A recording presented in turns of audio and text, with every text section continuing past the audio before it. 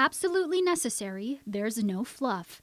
That's how the Guam Department of Education described its massive $306.3 million budget request for fiscal year 2026. Education officials appearing before lawmakers Wednesday to make their case for a 0.97% increase from FY 2025, a hike driven in part by rising dental and medical expenses for staff, among other factors.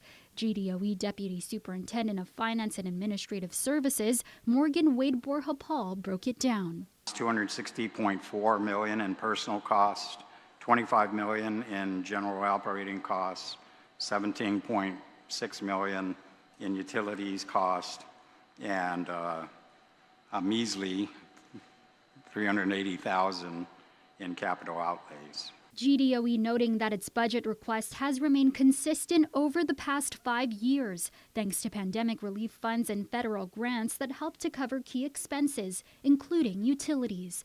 But now no longer able to tap education stabilization funds and American Rescue Plan dollars, the local budget must absorb those costs. We may have to take out of our general fund $5 million to cover utilities prior to September 30th. Paul warning about the impact of potential cuts. If we're going to cut the budget, it's going to go back to those areas. We're not going to be able to staff the required CBA positions. We're going to find ourselves drawing from the general fund, our general fund, in order to pay utilities and hope we're going to make it through the year.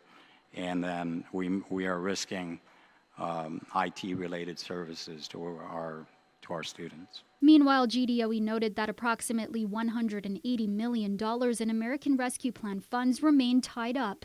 Senator Therese Terlahi questioning the lack of focus on this issue during budget discussions. But it's not estimated in here, right, how that will affect your budget?